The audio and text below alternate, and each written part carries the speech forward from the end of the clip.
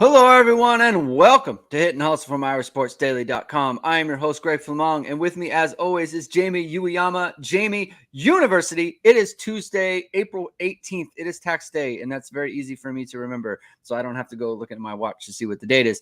We are here. We're going to talk about some breaking news a little bit. Not really breaking, but just like news of the day. Lorenzo Styles doing DB. Butler Benton is the new director of player personnel. Did I get that right, Jamie? Player personnel? No. I mean, technically that is, essentially the job, but he's assistant AD for player personnel. Assistant AD for player personnel. Got it. All right. So that's he just got hired. It was reported yesterday. I think Tom Loy had it first, and then Matt confirmed it for ISD. And then it was I think he posted something on Twitter today about just saying goodbye to Arkansas. Goodbye to Arkansas. So that's going to be happening. So we'll talk about that, and then we're going to revisit some of the buy or sell prognostications, guesses, predictions that we had 2 weeks ago.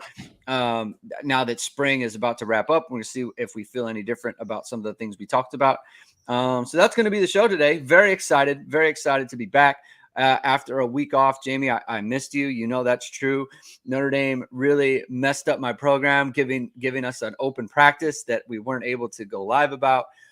It really made me unhappy. So we can talk about all those things today. So thank you, everyone, for tuning in. If this is your first time listening to the show, hit the like button, hit subscribe button, hit the notification bell. Check us out on our podcast feed. The links are in the description below. You can check us out there. Rate and review the show. Still, last time I checked, Jamie, 5 stars, all 5-star ratings. Really looks good. Got some really good reviews as well. So thank you, everyone, for that. And as a quick reminder, before we kick off, this show is presented by ESQ Clothing, Ga Wang, and his wonderful bamboo shirts. If you saw the photo that Marcus Freeman put out of his family on Easter Sunday, he's wearing an ESQ shirt, Jamie. I noticed it. It's hard to miss. So if you want to wear what Marcus Freeman is wearing, you can't buy the Under Armour stuff. You can buy ESQ Clothing. And as a reminder, we have 1 week left before the ISD promotion ends for ESQ. So if you go to esqclothing.com, you can go to ISD Spring. You can type in the promo code ISD Spring. You get 23% off until the spring game. Okay, so it ends on the 22nd. So you're going to want to take advantage of that deal. Great stuff. We reviewed the shirts on a show, I think, a couple weeks ago. Fantastic product. We love it. We're going to try to get as many as we can because it makes us look good, feel good, wrinkle-resistant, odor-resistant. You can machine wash it, Jamie, so you don't have to spend money on the dry cleaning bills. Fantastic product. So go ahead over to esqclothing.com and check out what Gaz has over there and take advantage of the promo. 23% off. It's a great promo. Yeah, and Saturday. Get it before and the Saturday. And yeah. Saturday. So right before the spring game, pop over to ESQ Clothing and get your purchase there. All right, Jamie. So let's lead off. Today the corners were made available for interviews, and it was Lorenzo Styles Day, as he was dressed in white and he was practicing with the corners. And it seems like that's going to be at least a thing for the rest of the spring. I believe he said he was going to do both offense and defense.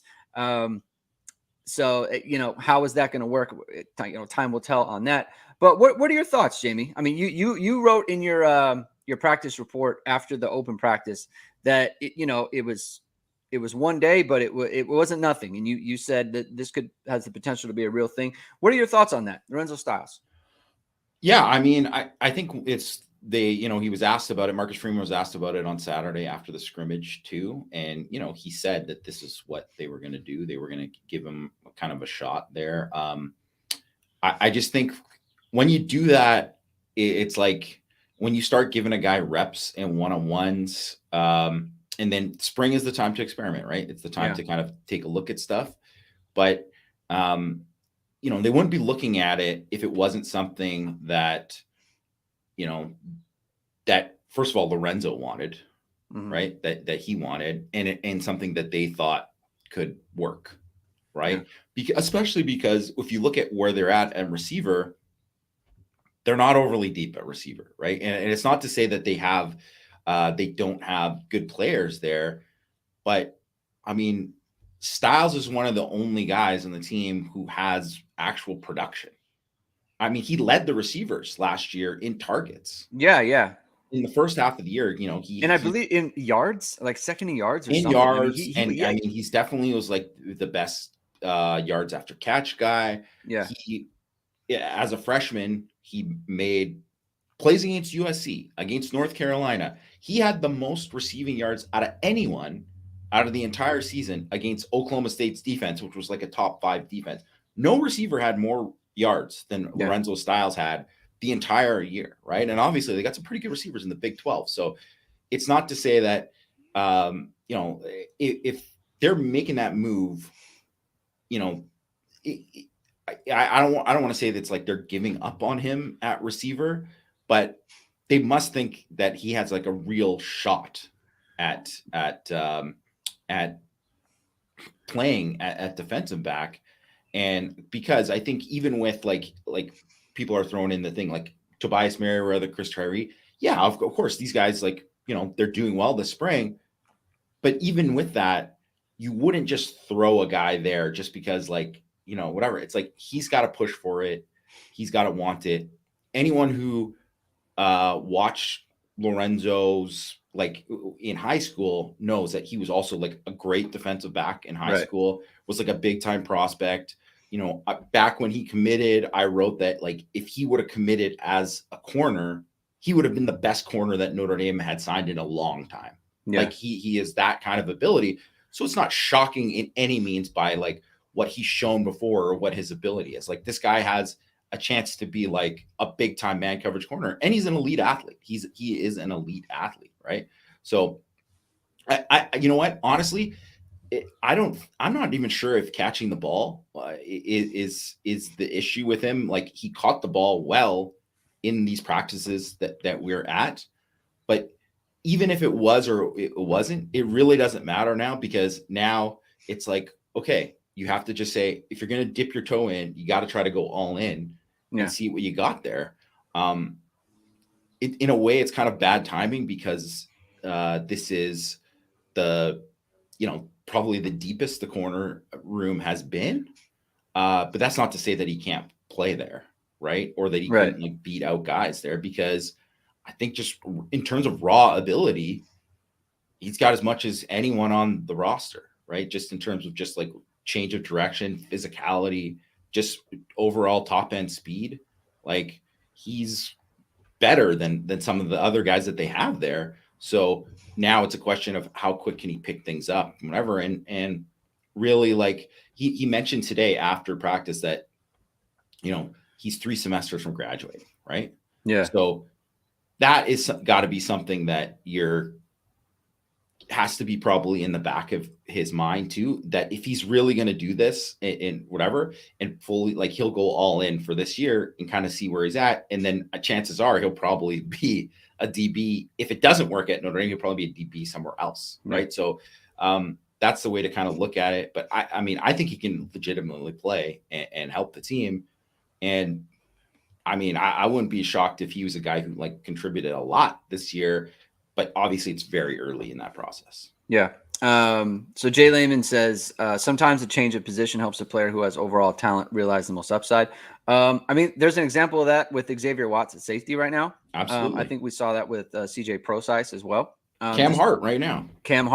That's another good example. So there's multiple examples of that, of them changing. Usually it's a little bit earlier, and I think the hard thing for Styles is he doesn't have a red shirt, he obviously doesn't plan to use one. So he has 2 years, right? So it's not like it's like with Hart and with Procise,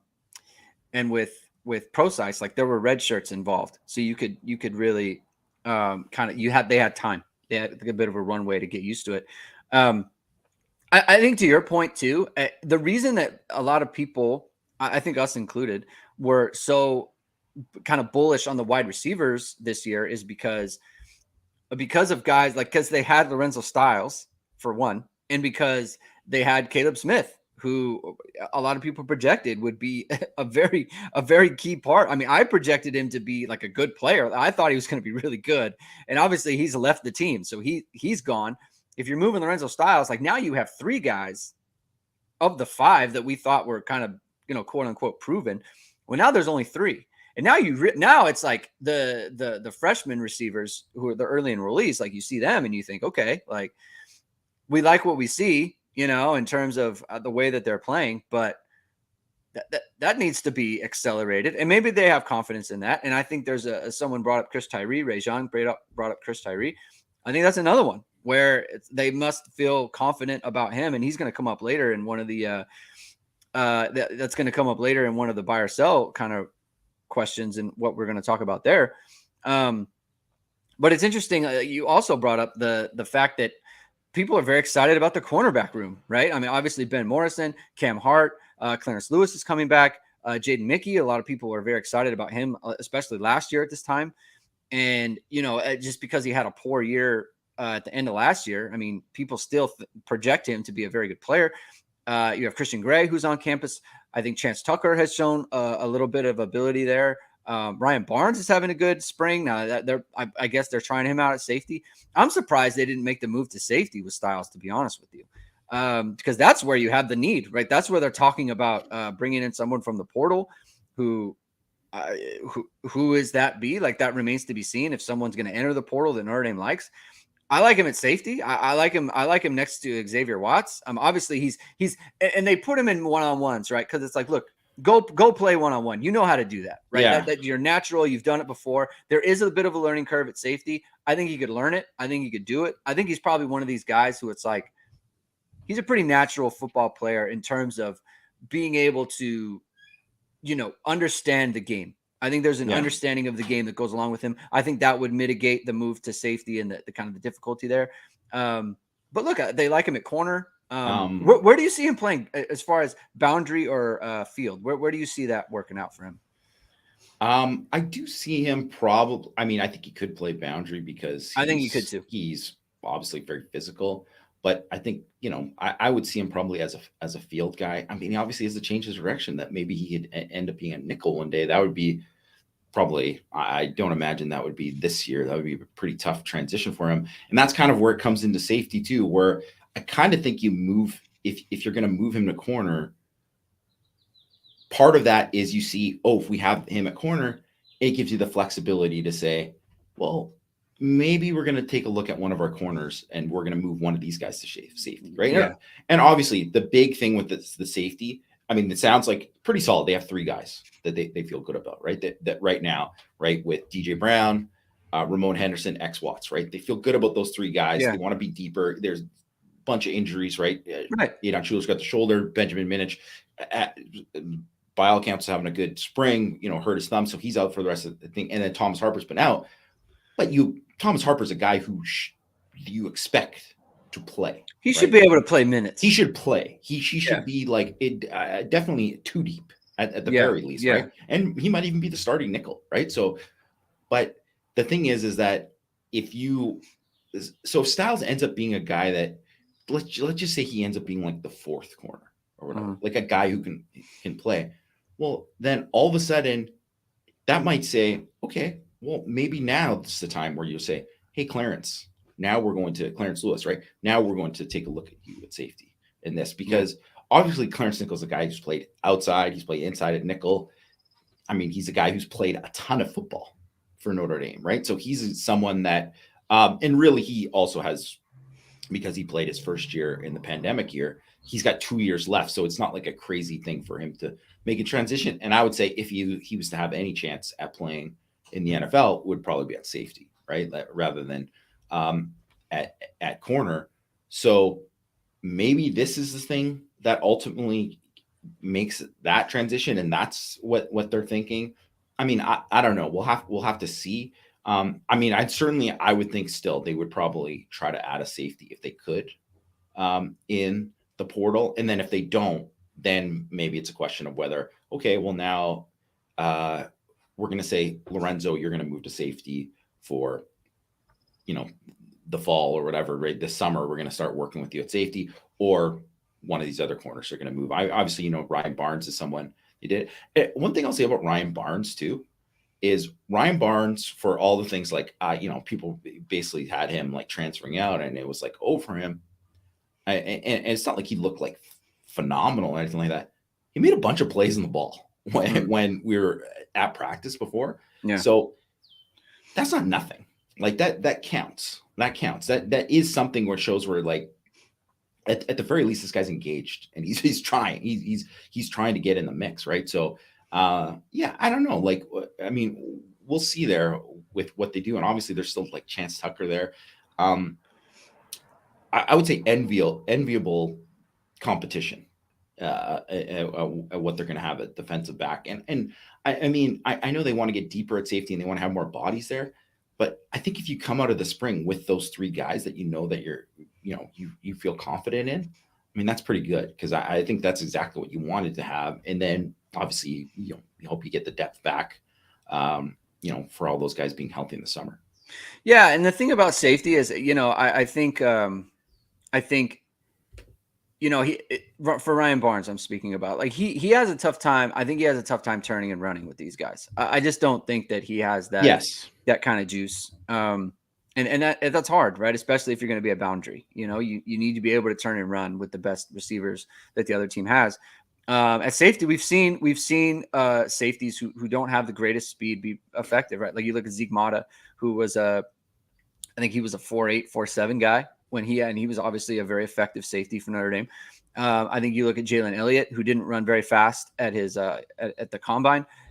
Maybe he's a little bit faster, but I'd say he played faster than that, but still, he wasn't a burner, like a blazer. And you wouldn't put him at corner, right? And I think so. If there's something, Lloyd Gilman is not a super fast dude, right? I think he was a low 4.6. I believe he was. And so, like, if he has a niche for it and he's a good tackler, right, and he has that aggressive mentality, I mean, that's the thing. Like, Jalen Elliott, Alohi, Zeke Mata, like, these are all. Kyle Hamilton didn't run. Kyle Hamilton. I mean, he's a little bit different. I know he played but that just shows you, though, all three of those guys, none of these guys are, no one's looking at the stopwatch. None of them are 4.5 mid. Right? No one's doing that, but they played at a certain speed because they were smart football players, instinctive. There were other intangibles that go along with it that made them really, really good football players. Yeah. I mean, obviously, Kyle Hamilton was a great player, but you know what I mean, right? Like, Gilman, you don't have to be a primo athlete to be a good college football player at safety. Yes. Right. Jay brings up Micah Bell. Don't forget about Micah Bell. See how it stacks up this fall, of course. He just hasn't been on campus yet, so we'll see how that goes. I did notice he ran PRs this weekend, Jamie. PR 21:43 in the 200, 10:41. He tied his PR in the 100. I was getting a little concerned. I saw some of his track times earlier, and it was something I was monitoring, right? Because he had run a little bit slower, and it's like if he's lost speed for whatever reason, like, that kind of takes away a lot of his value. 10:41, 21:43. The speed is there. That's real. So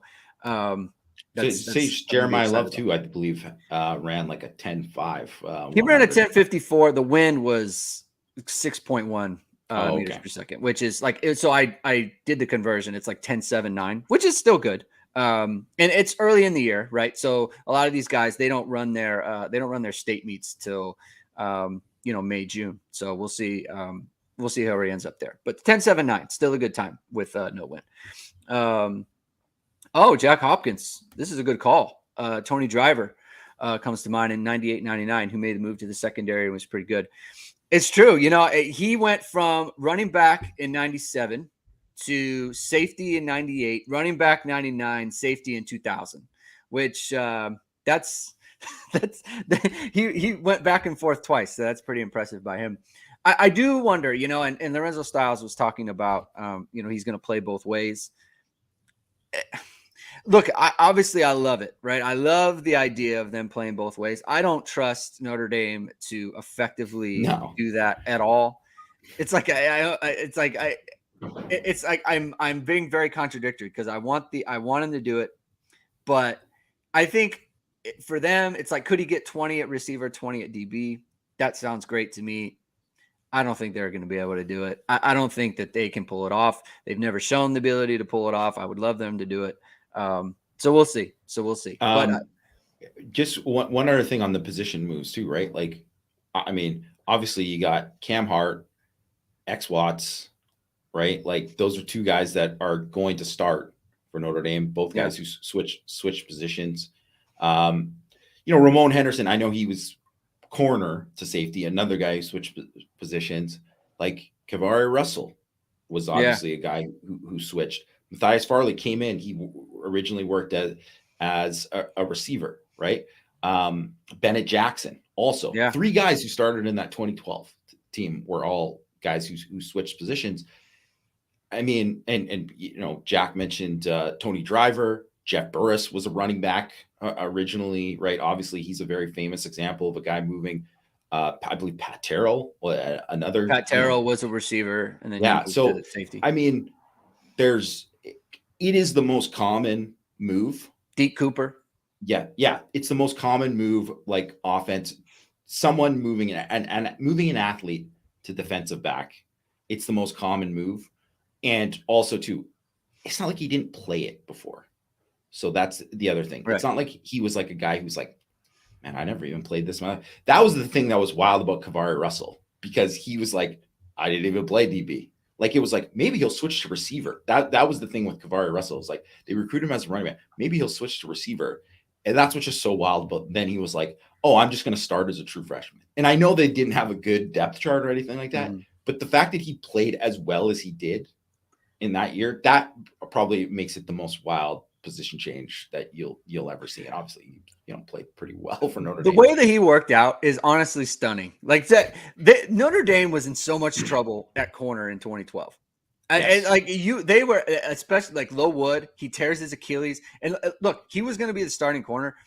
He was no great shakes. I'm telling you, that was a liability, whether he was out there. Oh, yeah, he was not going to. He was not great. And he tears his Achilles. It's like, what is Notre Dame going to do? Bennett Jackson had never played corner before. Like it and then Kavari Russell. It's like, oh, freshman All-American. Like that really worked out. Patrick Carter. It's tough. Sometimes you can move defensive back to receiver, a la Kyle Hamilton. No. All right. Well, that's tough. All right. So we'll continue to monitor the Lorenzo Styles thing, and I think that's going to be a hot storyline to follow during the spring game.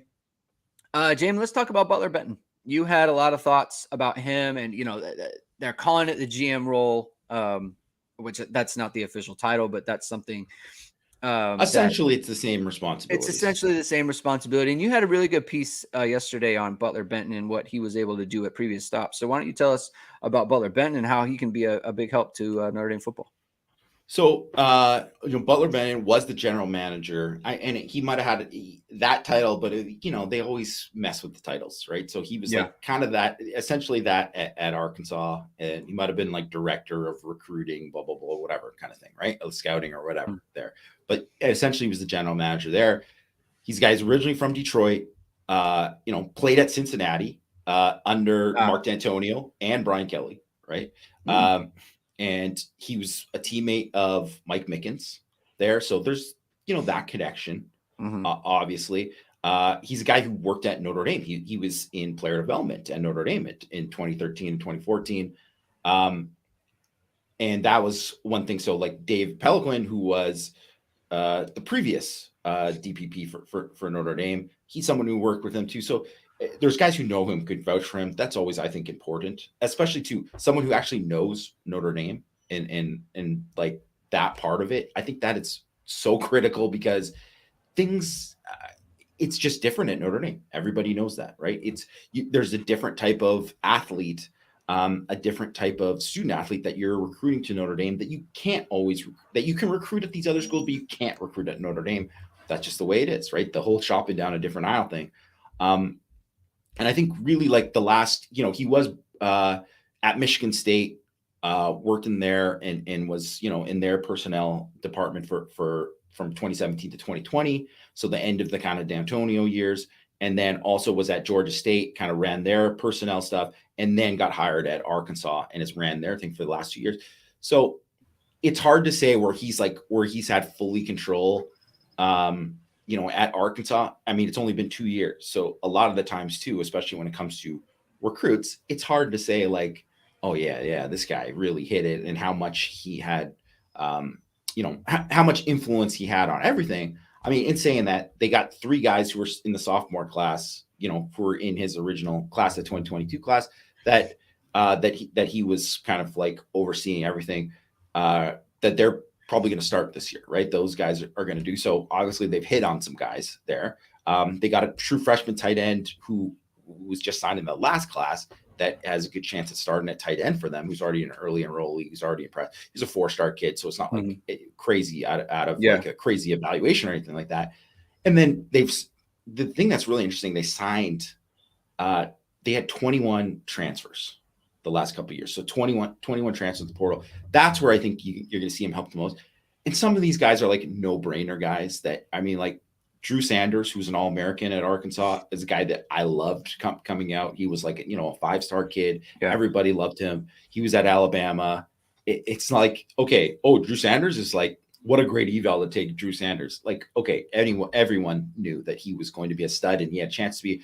And they took like a bunch of guys that were like, Power 5 guys who played, right? So Jaden Hazelwood, who was an elite recruit who went to Oklahoma, who played at Oklahoma, right? Like Dwight McGlothern at LSU, like Latavius Brinney, even Matt Landers, who was like the Toledo guy who Notre Dame fans might remember. He was like Toledo's main guy, right? Yeah. He was good, right? But he started out at Georgia. So it's not like something like, you didn't know that this guy was like, he's taking a chance on a Toledo guy. So it's like, okay, that. But you look at this year and kind of what they've done, and they took – this is what's interesting to me. And it's not like they were the only people to offer these guys, this Isaac Tisla. Sorry if I'm mispronouncing his name. It's a very weird name, Teslaa, and Andrew Armstrong. And both those guys they're receivers, super productive, but Hillsdale College and Texas A&M Commerce, right? And yes, like I said, Arkansas wasn't the only Power 5 team to offer them. They had multiple, right? Both those guys had double-digit Power 5 offers. But you have to be able to look at these guys and say, hey, these guys can play in the SEC, right? Yeah. And already in camp, they're like, they've already like been like, oh yeah, these guys are going to play and like play for us there. So that I think is the most intriguing thing to me with a guy like Benton is Notre Dame. You don't see them, and partially maybe it's because of grades. We don't know, right? But you don't see Notre Dame taking a chance on like, hey, we're going to take this guy who was at an FCS school, right? We haven't seen any of that yet, where Notre Dame has taken a guy who's like a grad transfer from an FCS school or grad transfer from a D2 school, any of those kind of things. And obviously not all those guys work out, but you have to find out which guys have the translatable things that could succeed at a place like Arkansas, at a place like Notre Dame, at a place at like a bigger school where you're like, oh, this guy can play, right? I mean, I guess you could say Chris Smith, right, was technically one. But I don't know. It's like, I think that was almost like there's the fit there because it's like Harvard to Notre Dame, whatever, right? Right. This is a little bit different. And also too, I think like the Ivy League is also considered probably better than like Hillsdale College and Texas A&M Commerce. For sure. Yeah. So these guys are doing that, and so can Notre Dame kind of dip their toes into there to get some guys? Because obviously you always want to get somebody who's had Power 5 production, but you can see that doesn't always work out. I mean, Caleb Smith is one. Right? Yeah, for sure. Like, I mean, that's a big miss. It's a total, I mean, but I mean, I don't put that on Notre Dame at all, right? Because I mean, I can't even remember that I'm sure it's happened before at other places, but it's extremely rare for a guy to be like, this guy started at a Power 5 school, was the leading receiver at a Power 5 school, has production, made big plays at a Power 5 school, and then it's just like can't even get in the mix. Yeah, like can't even get in the mix, and he's medical retirement, and I don't whatever. We don't know what's going on. Something's up. Something's going that we don't. Yes, right. And he mentioned about his mental health and too. So I mean, I really hope for the best for him and that he's doing all right. But also too, there's just some guys too that get challenged in a certain way and they can't get over it or whatever. And maybe he just had gone to that point. We don't know, right? But either way, it didn't work out for Notre Dame.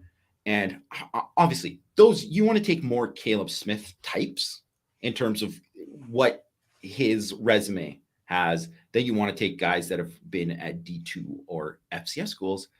But you have to kind of explore all avenues, right? It's just like why sometimes you take a guy who played in 8-man ball in Utah or something like that, because he has the traits that you think are translatable to be a guy who plays at Notre Dame. And those are the evals that really kind of like make people stand out, because anyone can say, I mean, Jaden Greathouse, and it's whatever. I'm not saying anything bad about Jaden Greathouse. I'm just saying it's not hard to say Jaden Greathouse. It's like, this guy plays on one of the top programs in Texas. His production in one of the top leagues in Texas. Like, yeah, this guy's going to play. Him. Yeah, we should recruit him. I think it's a no-brainer to offer him. He's going to be a good get. He's going to. It's a very high floor for a guy like that. But can you hit on the guys that have the high ceilings that, you know, maybe you got to kind of take a chance on, right? And obviously you're not going to hit on all those guys, but I think you have to kind of expand and kind of see what you can get with some of these guys too. And I think especially for Notre Dame, when they can't go and they can't, so like Bear Alexander from Georgia just goes in the portal, right? And I mean, believe me, I don't know how many Notre Dame fans were like, Bear Alexander, like, let's get this guy. First of all, I mean, I'm pretty sure Notre Dame didn't even offer him in the first thing. So like he probably wasn't a fit right there. So he's probably not going to be that. But like, to take a guy who had been out of school for a year and at that thing and where he's at, that's a much harder get. And almost like in him or like an Anthony Lucas, that's a much harder get. And sometimes those, even if he likes you, you might finish second for a guy like that, and it just doesn't work out. Well, can you find these other guys that, you know, it's like Brandon Hillman last year, right? And being like, can you be like one of the first to offer, like get in there with some of these other guys? And that is the kind of thing where Notre Dame needs just that little bit, could be huge when it comes to just like depth. When it comes to like maybe getting a guy that's surprises, because Notre Dame has hit pretty good. And I'd say overall, like a Caleb Smith situation is pretty rare, right? That kind of has they almost never miss on transfers. I mean, look at how many guys 2020 season, there's no way they go undefeated during the regular season without Nick McLeod and Ben Skoranek. Yeah. No way. They needed both those guys, right? Yeah. And it's not like either of those guys were stars, but they were very good players, right? And it's even last year, like where would they have been without even Chris Smith once Jacob Lacey gets out? Like all of these kind of things where you think maybe that's not that important. It is though. It is though. And they've just landed enough of those guys that have really helped. And I think they've done a good job there. But you still kind of need to expand and be able to get more of these guys. And they're kind of like, I don't know if they've really entertained that enough. And that's where I think Butler Benton has a real chance to kind of make a difference. Also, I think, you know, and it will be interesting kind of see how his approach of like what influence he has on the overall recruiting strategy and all that kind of stuff when it comes to evals. And maybe there's going to be guys that I think that he's like, we need to offer this guy. Like I love him at Arkansas or whatever. I'd be interesting to see like that always happens. Right. So we're going to see that. But the other thing is he's a guy who's got deep Detroit ties, right? He's from there. Obviously a guy worked with people in Michigan State when they were heavy into Detroit. Notre Dame has obviously landed guys from Michigan, from the kind of Detroit area recently, like Rocco Spindler, Nolan Ziegler, Josh Burnham. So it's not like they've gone like over there. But they haven't landed. They haven't had a kind of impact where they've had Khalid Kareem, Dalen Hayes, right, in the same class, right? They haven't had that. They didn't unearth a gem like Ade Ogundeji, right? They haven't done that.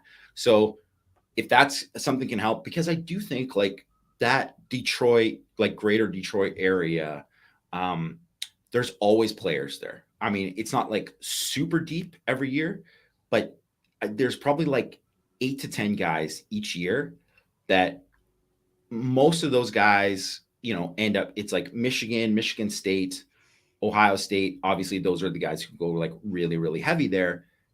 Can you get one or two of those guys that can really help in the program? And I think Notre Dame can do better there. And like, because Keith Gilmore was obviously someone who landed those other three guys that I just mentioned. he was a guy who had heavy influence there.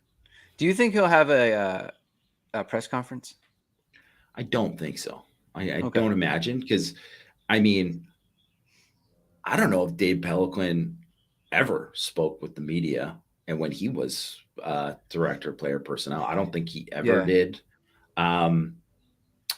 I mean, if he did, it was like a very one-off. Like, I mean, he definitely never spoke since I've been covering the team, which was like back in 2015. So no one from the personnel side has ever spoke, has ever been made available like that. Like, even like Matt Bayless, they would make available for, media day. And first of all, I don't think Notre Dame has had a media day in a while. I wonder if they'll ever do that again. Maybe that was something that kind of stopped with the pandemic, but I could see it happening. But like, I imagine they might give access for an interview here or there. Yeah. And I'm just wondering because, EK was asking about the responsibilities of the position, and it's like the exact one. That's why I'm asking, because that might be a little bit too prognosticating on our part. Like, we're not really specifically sure what it is, and it would be interesting if he did, because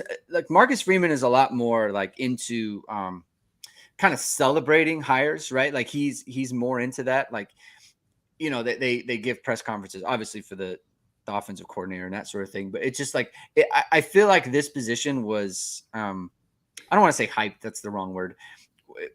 There was a lot of attention given to it. And so I just wonder if they want to bring him out and kind of just show him off, for lack of a better way to put it. So that's why, because I wanted to try to answer EK's question. Well, I wonder if EK could clarify. Will he have control of the purse? Like, what does he mean? I think he's referring to NIL stuff. Well, that is NIL is Dave Pelican. That's his job now. So he got moved into a position where he is. I mean, I don't know his exact responsibilities, but I'll find his name, his title: Assistant AD for Strategic Initiatives. What a title! These people just make up these titles. They mean absolutely nothing. Just say he's NIL. That is what my understanding is. He is basically in charge of NIL related stuff for Notre Dame football, maybe even for the athletic department period, but I definitely for Notre Dame football.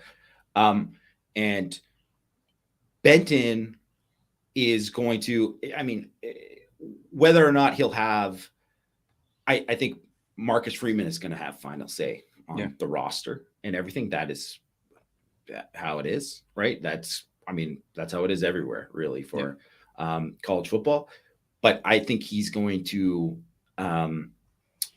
he wouldn't be coming to Notre Dame if he didn't have a great say over who they offer, how they go about evaluating and identifying talent, and how much, obviously the assistant coaches are going to have a say in everything, because they are part of the evaluations too.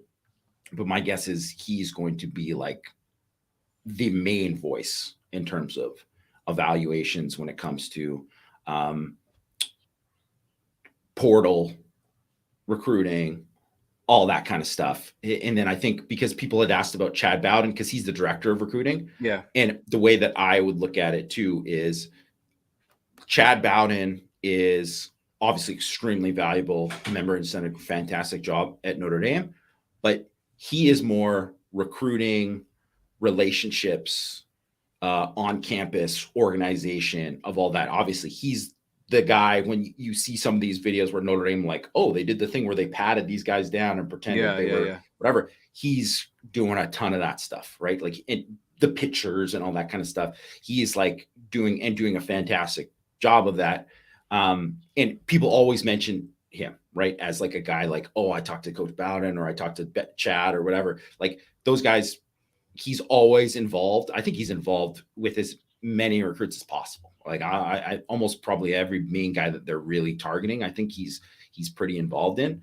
And my guess is Benton won't be, he'll have some maybe of that, just like Bowden will have some say in being like, oh, I like this kid or whatever, but Bowden's going to be more relationships. Benton will be more evaluations. Got it. It's my understanding. All right. Let's move on to the buy or sell stuff. All right. So I'm just going to put them out. I'm just going to say this is what it was. That this is the topic or what it was, what we said, and then if we feel a little bit different, right? So so the first one is the buy or sell. Tyler Buchner can win the quarterback job. Last time, I believe you said buy. And I can't imagine that's changed, Jamie. No, I can't imagine that's changed at all. Obviously, and look, I'm going to pat myself on the back, right? One of my hot takes, we did a hot take Thursday or Tuesday or whatever it was. Tyler Buchner was going to be the story of the spring. And I think that's kind of the case, right? Which makes me feel good just about like my read on what kind of person Tyler Buchner is, the kind of player he is mostly correct. He's growing as a player, and I think more than what it means for the quarterback competition itself, I think it just means that like Tyler Buchner is improving as a player and he's growing as a player, and that's what Notre Dame needs. Period. Regardless of the Sam Hartman thing and winning the quarterback job, I think Tyler Buchner needed to take steps forward, and I think he's done that. Look, he's played well enough to where it's like, look, they have to take it into the fall. They have to, and it's going to probably be a couple weeks into the fall at least.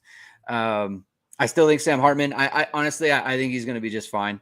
I think he's figuring things out. I wouldn't be surprised if the last couple weeks here and then in the spring game he looked really good as he gets more familiar with offense. And I think one thing that people are not thinking enough about is that the coaching change messed him up, not just from a who it's going to be and that sort of thing, but he didn't get to work with it. Like they didn't have an offensive coordinator for like a good bit, right? And that's his development. Like he would want, in the January, February, March time. Right? I think that's a great point that probably no one has really talked about enough, right? Right. Like what are they working on? Like that was a lot of time that he didn't get. It's like he arrived on campus and it's like, all right, man, I'm going to be in Coach Reese's office every day. Yeah. And then his office is cleaned up a week and a half later. Yeah. So he has no one to work with. They don't know what offense they're going to run and that sort of thing. So they thought it was going to be Andy Ludwig. They thought it might be Colin Klein. Like he's thinking about all these other things that aren't getting to know Notre Dame's offense. Right. So I think that's tough. But so I imagine you're gonna keep this as a buy. Yes. Right. And I think as Matt has mentioned kind of on Power Hour and just talking with him privately too, this isn't a situation where, because even if you look at last year, right, with Buchner and Pine, it was they didn't decide until later, but Buchner was quite a bit better. Right. So this is obviously a lot closer between the two. I think it is a good thing that Hartman had that kind of like the game-winning drive in their scrimmage. I think that's big. Like I had heard that he was really good, really good. Yes, I had heard as well. Yeah. So we both had kind of heard like on during the scrimmage he was excellent, and we're talking about Hartman here. Yes. And I think that kind of thing matters, especially if the players know, right? The players know when the guy, and even if they're like, yeah, I think Sam's great. He's fitting in great. But then they're like, Tyler's playing better than them. They know when other guys playing better. So they're kind of like waiting for something that kind of crack. And it's not to say that he hasn't made plays or whatever, but if someone's better on certain days, they know it's like a real thing. And it's like, you're waiting for like, oh, where's the Hartman here? Oh, here he is. Right. Like that kind of stuff does matter. So I mean, if I had to say today, I would say, yeah, I'm pretty sure Hartman will still be the starter in when they play the first game. But I mean, that certainly could change. And so it's still open. Yeah. Yeah. So this is what I would say to EK. Reports say Tyler's winning the competition. This isn't the slow mesh. I think that the two times that the media has seen him, he's been better. Right? Yes, we see two practices. Right. That doesn't mean. But he's winning. Here's my point. Here's the point. right now, these two guys, you want to be better than the other guy. That's true. But they're not necessarily competing against each other. They're racing to reach a standard of play. And unless Tyler Buckner has reached that, then it kind of doesn't matter how he's played vis-a-vis Hartman. You got to be like the things that I've heard every time, and I've listened to this. I've listened to Matt and the words that he used and the way he described it. He's always said he outperformed Hartman. It's like, if I hear a report or something that's like, hey, Tyler Buckner looked like a star. Like, he looked awesome. Like, not better than Hartman, awesome. Right? When you start hearing that stuff, that's when I'll start to be like, hey, he can win this job. Because if he's awesome, then that's awesome. Like, that's the way it is. But if it's just in comparison to Hartman, because Hartman's level to this point has been higher than Buckner's. Now, there will be a point where if you get to the fall and it's like, hey, Buckner's not awesome, but he's been better than Hartman, they have to start him. Right. And that's the same thing for Hartman, too. It's like, hey, he hasn't been awesome, but he's better than Buckner, then they'll start him. But I think, I will say, I heard this is the best that Buckner's looked. So it's not for sure. It's not for like sure. But that's why I'm saying, like, he's improving his game, and that's important. But it's like, you got to be up here, not like he's going from here to here. You got to be up here. So that's where I'm at. It's like, to me, it doesn't really matter if he's better than Hartman now. All it means is that this is a thing that's going to go into the fall, and that's fine. There's no problem with that. So that's where I'm at with that. All right, next one. Chris Tyree, buy or sell. Chris Tyree is viable at wide receiver. I believe this was a sell last time, and I think this might have changed for me, especially. Like, if you're moving Lorenzo Styles, they must like something. What do you think, Jay? I think I said hold or something. Maybe. Yeah, but I think, though, this is also an example of like, hey, thanks for giving the extra open practice, because the first practice didn't catch the ball well, and people were like, well, he got open, but he didn't catch the ball well. Oh, I don't know if he's doing well. Then the next practice, they're like, oh, he looked way better. And then all of a sudden, you see he makes a big catch in in that final drive, which wasn't just like I thought when they said, oh, he had a 20-yard gain, I'm like, just assuming before they showed that clip that I'm like, he caught a slant and he took it for 20 or something like that, like, no, he caught it like over his shoulder, adjusted back shoulder to it. Like, that's a receiver catch, right? Like, that's not a running back. Adjusted to it, and it's like you have to track the ball in the air too, which is that's tough. So I think that is also too. I think it is something, and someone who mentioned, maybe it might have been Rajon who mentioned earlier about Tyree kind of like stepping up. That probably does have an impact on them being like, hey, Styles, try it. Like, I think you have to take it as that, because they are, even though they're different players, I think if you're looking at like, if Styles is considered, I think mostly you would say he's a speed guy, right? That you would say. Obviously he's a yak guy or whatever, but he's a speed guy. And then you're like, well, if he's not there, who do we have as a speed guy? Well, Tyree's a speed guy, right? He's like your other kind of like quicker kind of guy that you would have there in the slot, compared to a Jaden Thomas, who's a different type of slot, right? So from that perspective, I think that's why, you could see that could help facilitate a move or be like more comfortable with it. I think that's great for him and for the team. So, I mean, obviously it's something to monitor because it's always something, but like, look, Avery Davis was someone who was like kind of lost in his bouncing from here to there, and just all these different positions. Yeah. And then eventually became a really good seer. I'm just still heartbroken over the fact that this guy didn't get to play his last year, because I think he would have had a monster year last year. But he was the guy who really kind of found that this was his position, and maybe that's what's going to happen with Tyree. So we'll see. But I certainly think that it's trending more towards buy now. Yeah. Here's another one for you. Is it perhaps indicative that, hey, we can keep Chris Tyree at slot and not have him at running back? Because maybe Jabron Payne is saying, hey, we can give Jabron Payne the Chris Tyree carries, and if anything were to happen to Diggs or estimate, we feel comfortable with Jabron Payne. He's shown us enough. So that's also a possibility. We'll see how he moves around in the spring game. That'll be something interesting to watch. I imagine he's going to get a ton of work because they're not going to give a lot to estimate and they're not going to give a lot of Diggs. So I think we'll see a lot of Jabron Payne in that game. So that's just also something to monitor there. All right. Buy or sell Tobias Merriweather as wide receiver 1. It's certainly a lot more likely with Caleb Smith going out. So I think it's Tobias and or Jaden Thomas. What do you think, Jamie? Yeah, and I mean, from everything I've kind of heard, that I think Tobias has been the best receiver this spring, like the guy who standing out the most.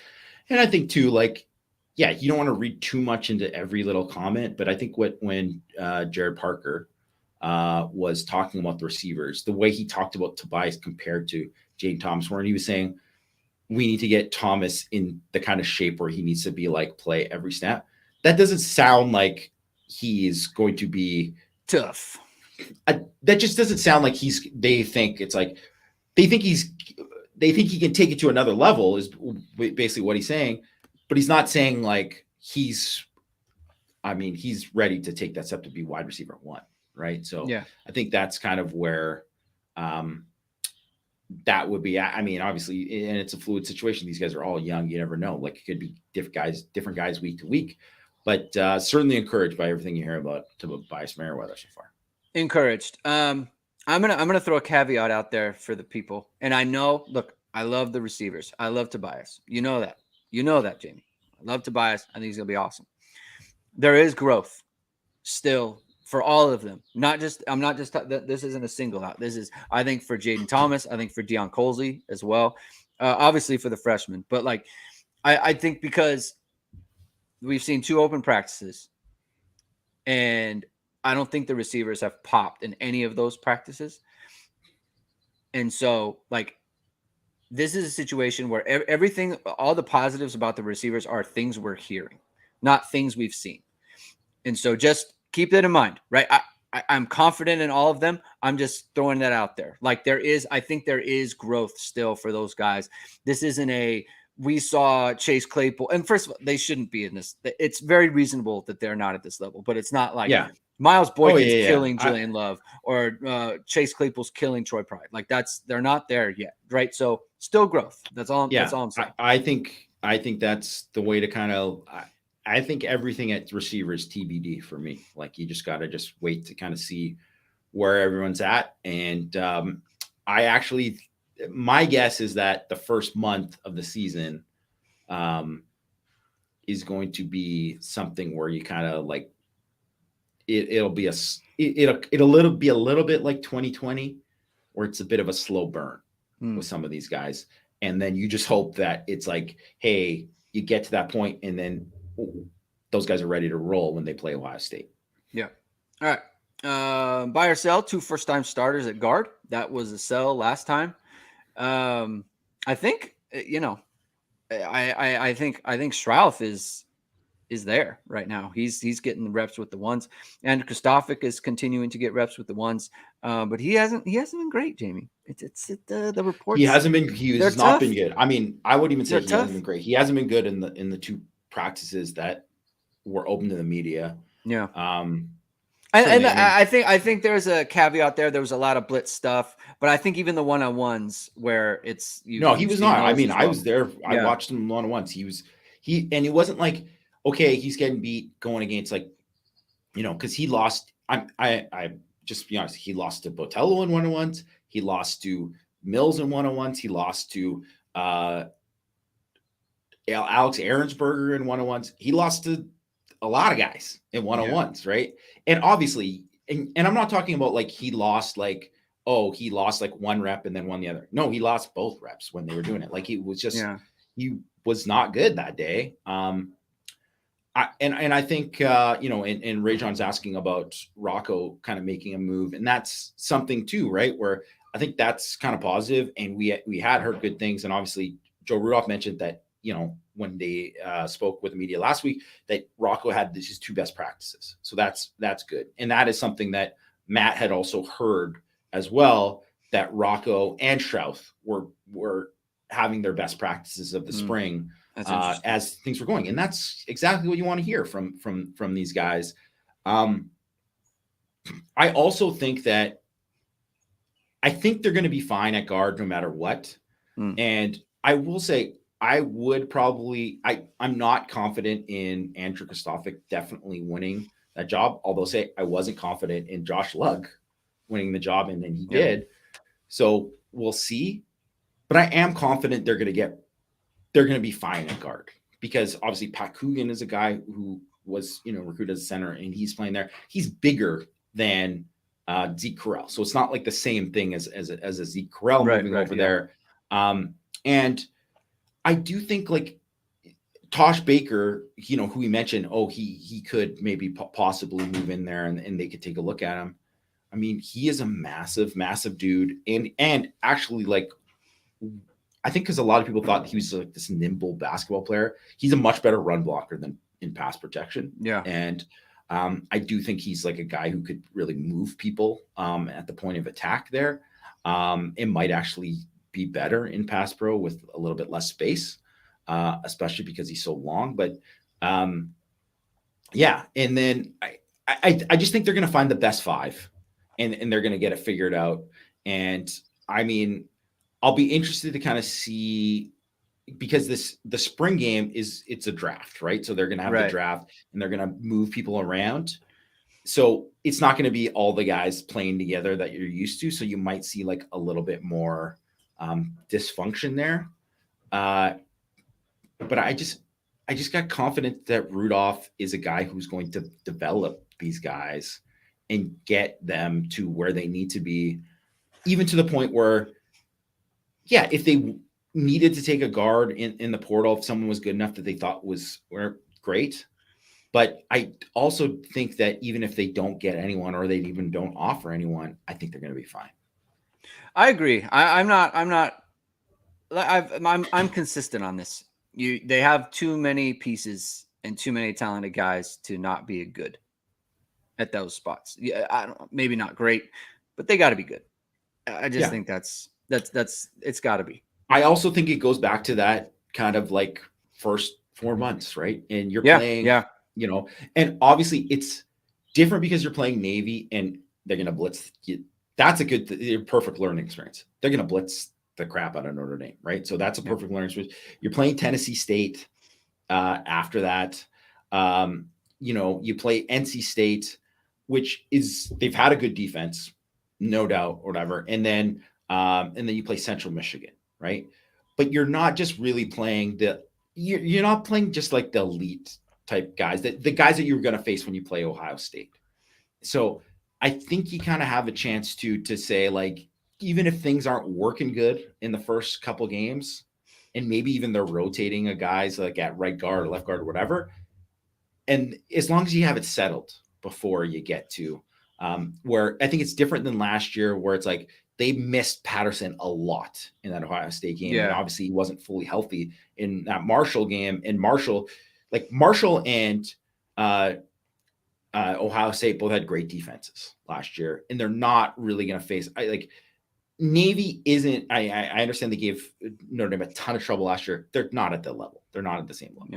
Yeah.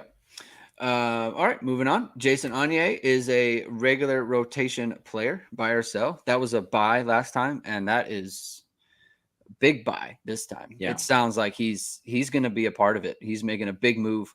The body change, I think, that's been reported is super significant, right? I mean, you gain 6 pounds while dropping like 13% body fat.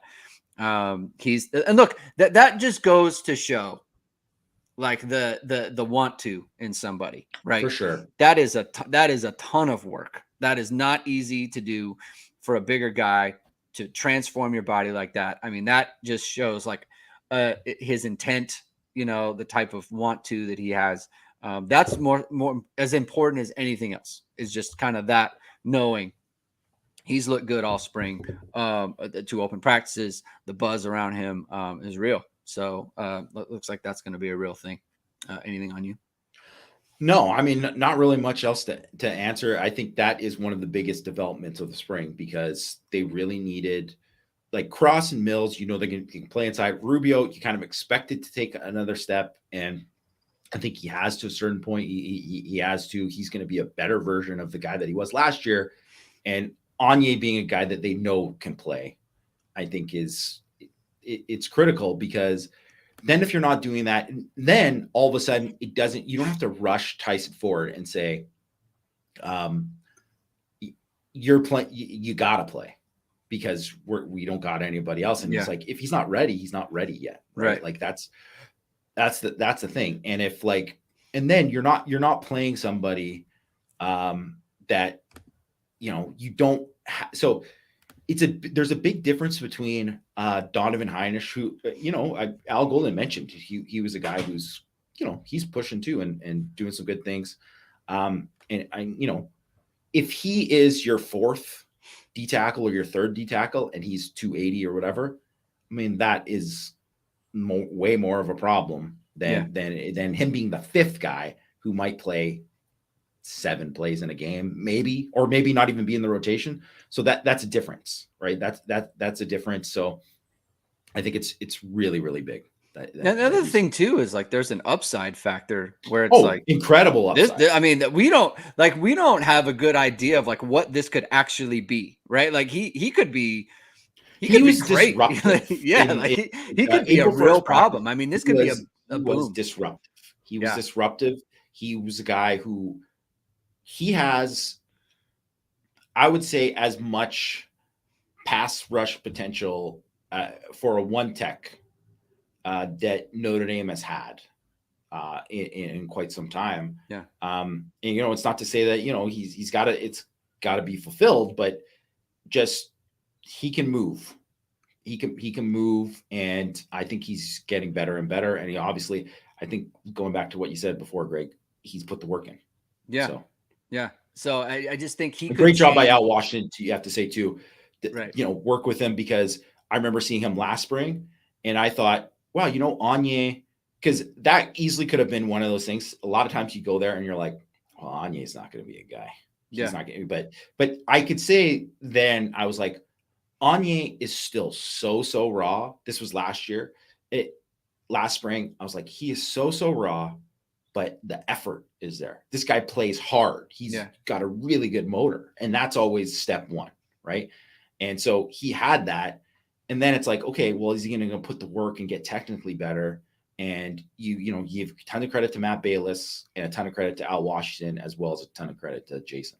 Yeah, it's good stuff. All right. Buy or sell, true freshman will play a lot in 2023.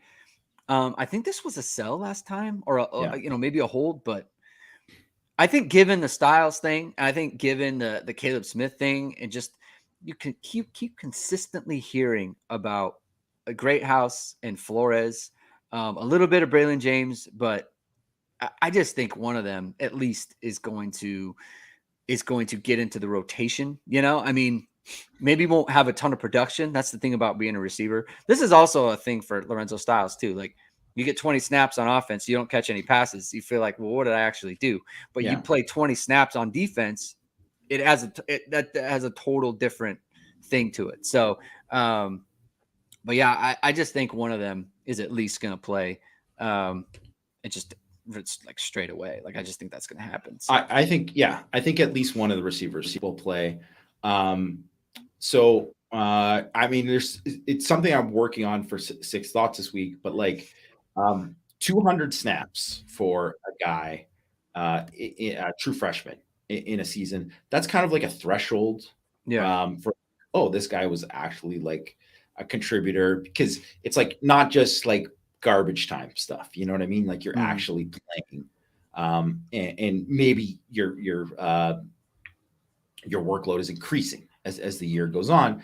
And so Notre Dame has had 15 in the last 9 years, right? They've had 15. You kind of got to take 2016 out of it, because 5 came in that year. And that was so many guys.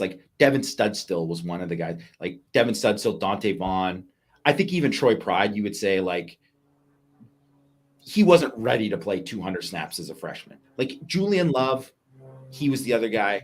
And KJ Stefferson. Yeah. Those guys, I think, were oh yeah, They were good enough to play as freshmen right away. Those other three, I think, only really played because of like the depth situation and the kind of the direness of 2016. But there's like a long list of like Mayer, Hamilton, Hainsey, Tillery played 200, like guys who end up being really good players, right? And some of it is obviously part of like the depth that you have, but some of it is like these guys are good, right? These guys are probably good enough to earn it. And I think you're going to get last year it was Morrison and Mickey played 200 snaps too, right? Mickey played 200 snaps, which I think is a pretty good sign that he's going to be a player, right? But so this year, I would say the best chance you have is those receivers. You might get two, but I would say, book it. You're going to get at least one guy who plays 200 snaps. Yeah, I agree. I definitely agree with that. All right, last one. And this. I think this will be different too. Clarence Lewis is a top 3 secondary player. I think this was a buy for us, and I think I did sell because I thought he was sell? Because I think I said he was like, I thought he was good, but I think he's like probably I would put 4 or 5. Well, I think I would still kind of put him there. I would definitely put him at least 4 because I think Watts. Yeah. I'm so excited by this one. I just, I was afraid. I saw him last year. And it was just, he was doing so many little things. And then he became like, he started making more plays on the ball, started breaking up more passes, doing like heady plays. And so it was just like, he was on the cusp. And I think hearing from you, I was listening to you on Power Hour talking about him and Henderson, but Xavier Watts especially. I just think he's got it now. I think he has the confidence now. And I think he truly believes and knows like, hey, I'm going to be a top player. And I think he's going to be a playmaker this year. Very excited. I'm not sure what the upside is, but I think he's going to be really good. I think he has a chance to be the, after Kyle Hamilton, the best safety Notre Dame's had since probably like the Alohi Gilman, Jalen Elliott kind of tandem there. He's going to be good. So I'm excited about him. And the way I would kind of do it is I would almost put it in tiers where you'd say like the first tier is Morrison, Hart, and Watts. And then the second tier, you could say Lewis, Mickey, Henderson, DJ Brown, and maybe Chance Tucker or whatever, right? Like, even then, maybe that's in another tier or whatever. And then you kind of see where, maybe you see where Styles is at later on, where you obviously Thomas Harper, you have to see, right? But like, I think it's the top 3 I would put. And obviously we haven't seen Hart this spring, but just based off of track record and everything we've seen from him. Yeah. EK says Lewis and Hart are the weaknesses in the secondary that teams will attack. I'm telling you right now, those guys are better than you think. They're better than you think. The Hart's numbers are very good. He has the thing that causes people to get down on him, and those are loud misses, right? Those he is at least at 50%. I think the last 2 years he's under 50% completions against as a corner, which is really good. I mean, that's he was on par with Julian Love and Troy Pride in 2019. He's a good player. And I think Clarence Lewis, he was a lot better. I mean, he was very good in the Ohio State game. He was very good in the Cal game, right? He Clarence played well. Lewis is like a good player. He's just because he's not the guy who should have been playing every single snap like he did in 2021 because they didn't have the options or whatever, right? Like I don't know. It's like some people act like he's like in the Clifford Jefferson.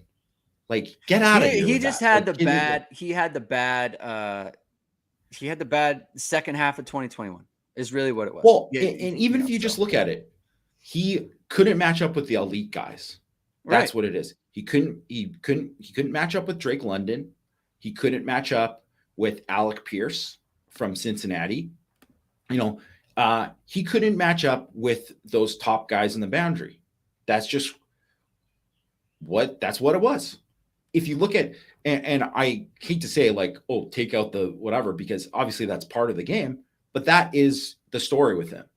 So just because he's not elite doesn't make him bad, like, and I mean, I'm sorry, the guy he's a valuable player on the defense, right? Like he's a valuable player. I mean, he blocked a punt last year. One of the many guys who blocked a punt. He made like a big play on the ball in the last drive of the game in the Gator Bowl. Like, I mean, he's productive. He's productive. He finds the football. He's not, he might be the starting nickel this year, right? Like he's a guy who can play and help you. And I mean, I just, he's not a guy who's going to turn around with elite speed guys. And if you're putting him out there to do that, then I think that's on the coaches and that's not on him. Yeah. So Cam Hart, the last 2 years, he is, let's see, 110, 54 for 110. So that's under 50% completions against. Last year, he was 89.2 passer rating against and 61.1 passer rating against for the NFL rating. So that's 158.3 is perfect. I mean, you're looking at like 70% passer rating against. That's very good. That is excellent. So I don't know what to say. EK, you can say it. That's your opinion. Your numbers don't back up any of it. That's all I'm saying. You're just saying, and we don't know why Lorenzo is cross training. We don't know that. That is absolutely not. I mean, that is a wild, completely incorrect thing. That is not why. That has actually nothing to do with it. I'm sorry, EK. You're wildly wrong there. You can think it. I don't like. Look, your opinion is your opinion. I'm just saying. No, there are no numbers that support. Numbers lie. Okay, all right. I don't know what to say about that.